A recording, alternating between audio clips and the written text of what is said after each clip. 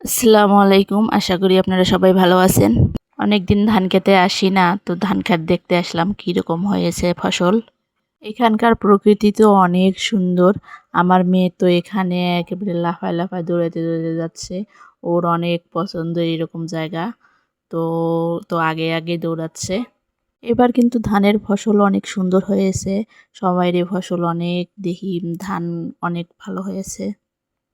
আর ওই যে সামনে যে ওইটা দেখতেছেন, এটাকে আমরা ডিপ বলি। এইটা দিয়েই সেচের পানি দেয়, ধান খেতে পানি দেয়। এই যে দেখেন অনেকদিন ধরে পানি দেয় না, তো ঘাস জ্বালায় রয়েছে। কারণ কয়েকদিন ধরে বৃষ্টি হচ্ছে প্রচুর, 2-1 দিন পর পরেই বৃষ্টি হচ্ছে, তো পানি দেওয়ার প্রয়োজন হচ্ছে না। আজকে কিন্তু অনেক রোদ উঠেছে, সাথে গরমও আছে, বাতাস নেই কোনো। তো আমি ছাতা নিয়ে বের হয়েছি। মাশাল্লাহ, আমাদের এদিকে এবছর হলো ধানের ফসল অনেক সুন্দর হয়েছে।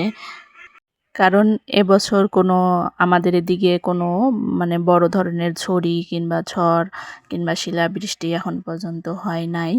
বৃষ্টি হয়েছে হালকা পাতলা। আর আপনাদের সঙ্গে কথা বলতে বলতে দেখেন আমি আমাদের ধান খেতে চলে আসলাম। এটা হচ্ছে আমাদের ধান ক্ষেত। আমাদের ধান ক্ষেতটা মানে মাশাআল্লাহ কি বলবো, অনেক সুন্দর ফসল হয়েছে। ধানের ফসল অনেক সুন্দর হয়েছে, কিন্তু অনেক সুন্দর। তো আমাদের ধান মনে হয় যে সবার আগেই কাটা লাগবে, কারণ লালচে লালচে ভাব চলে এসেছে ধানের ভিতরে দেখেন।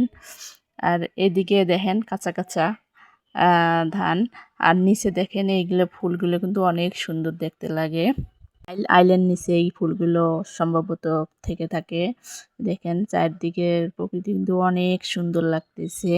আর এখানে আসার পরে আমার মেয়ে তো সেই মানে ওকে আর কি বলবো, ওর আনন্দ, অনেক আনন্দ পাচ্ছে।